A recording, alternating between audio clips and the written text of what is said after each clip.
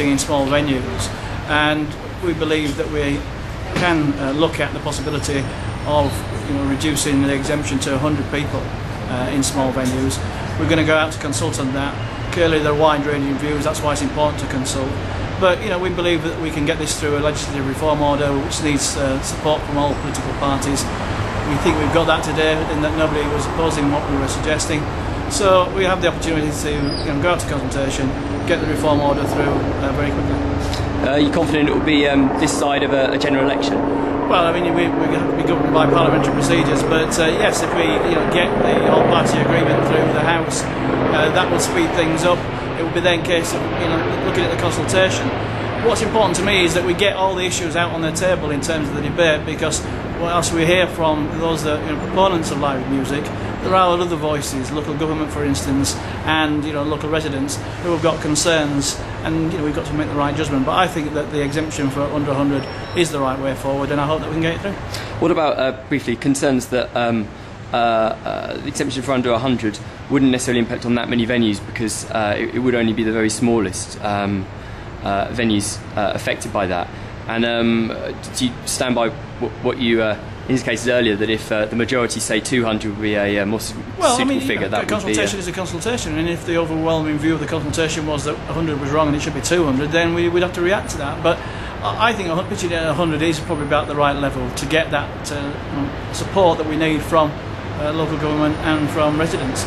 It's this balance that has to be struck.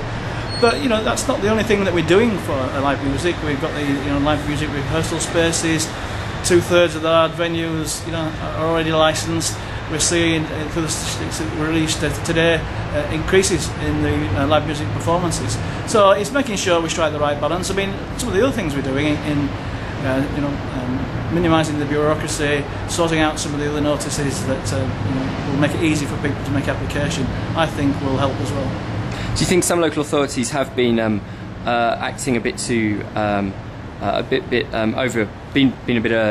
over bureaucratic when it comes to legislating? There's certainly a wide divergence of how local authorities and police authorities approach this, and we've been trying to offer up best practice through what we call beacon authorities. But these are authorities that do administer legislation in what we consider to be a proper way. Brighton is a good example, where there's work with the industry, work with the local residents, and people come together.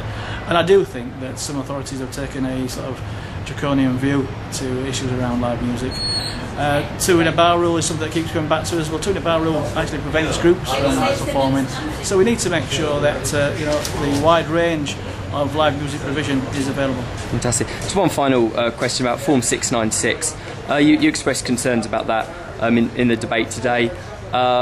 Do you think there's any justification for it to exist, and if so, in what form do you think well, clearly, it should as I said exist? in the debate, it is a matter for the Met Police, because they are independent, but politicians from all parties have been very concerned about the implication of the form, the application of the form as well, in terms of how it's been received within the wider community.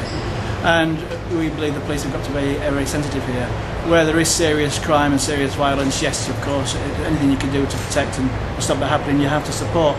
But this was a general approach, a blanket approach, which seemed to single out live music and seemed to single out the black community in particular, the Irish community in particular.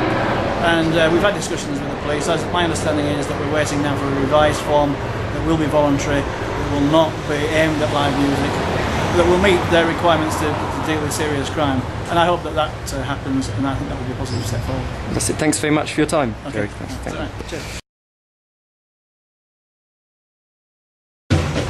I'm outside a very noisy protest at Parliament, the protest against red tape and music, and the fact the government hasn't acted on recommendations to free up red tape and live music.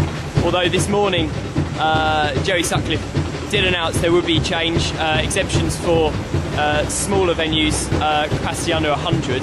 I'm going to talk now to some music campaigners about their views on this.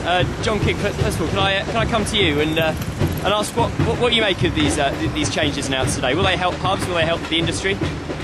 Well, not in a hurry they won't, because the government's actually announced a 12-week consultation period before they announce this exemption for premises with a capacity of up to 100.